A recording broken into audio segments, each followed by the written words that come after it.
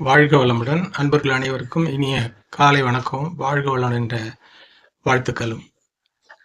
ஆசானின் வாழ்க்கை மலர்கள் என்ற புத்தகத்திலிருந்து 29/12/25 டிசம்பர் இன்றைய சிந்தனை தலைப்பு ஒட்டி சிந்திக்க இருக்கின்றோம். ஐம்புலனால் அறிய முடியாதது அரூபம். சத்து சித்து ஆனந்தம் அனைத்துமாகி சர்வ வியாபகமாகவும் நிறைந்துள்ள அத்திவித ஆதிபராசக்தி தன்னை ஐயுணர்வில் எதை கொண்டு அறியப்போக தத்துவங்கள் அனைத்திற்கும் மூலமான தலையாய நம் சக்தி அருவமன்றோ. தலையாய நம் சக்தி அருவமன்றோ.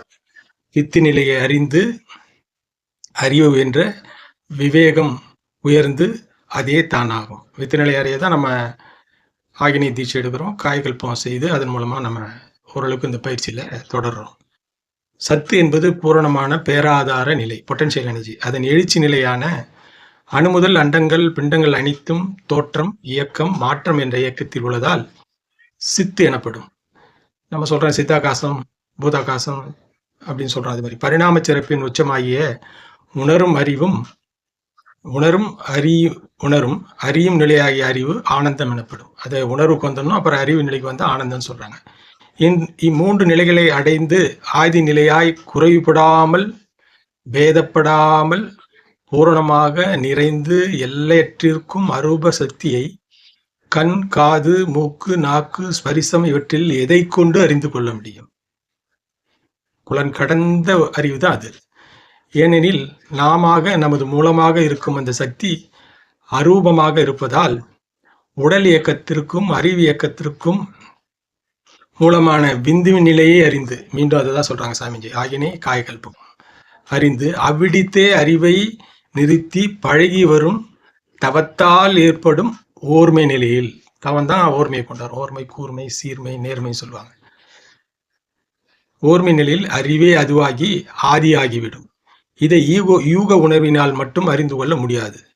ஆகாயத்தில் நாம் பார்க்கும்போது கண்களுக்கு புலனாவது வெட்டவெளி என்று.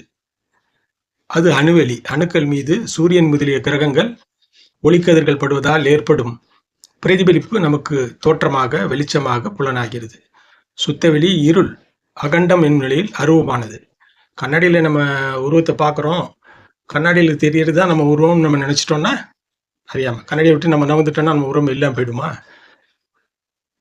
உருவமற்ற அருவமா இருக்கக்கூடிய நம்மளை தெரிந்து கொள்வதற்கு இது ஒரு உதாரணம். இது இல்லாம சாமியோட மற்றொரு பாடல் அஞ்சுவதேன் துணிந்துரைப்போம் அறிவேதான் தெய்வம். அந்த பாடல்ல ஒரு சில வரிகள், பஞ்சபுலன் கவர்ச்சியிலே பழகி கொண்ட மனிதன் பரவசமாய் இன்பமுற பாடினேன்.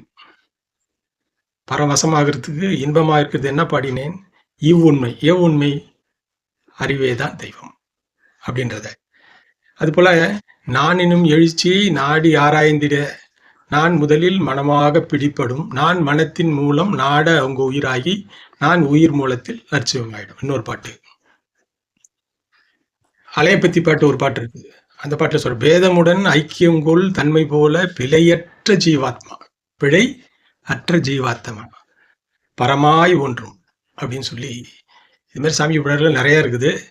சும்மா மேலோட்டமா சொல்லியிருக்கேன். நீங்க கொஞ்சம் இதுல ஆர்வம் காட்டினீங்கன்னா எல்லா பாடல்களும் உங்களுக்கு விளக்கம் கிடைக்கும். இந்த வாய்ப்பின் வழி அனைவருக்கும் நன்றி கூறி அமர்கிறேன். வாழ்க வளமுடன், வாழ்க வளமுடன், வாழ்க வளம்.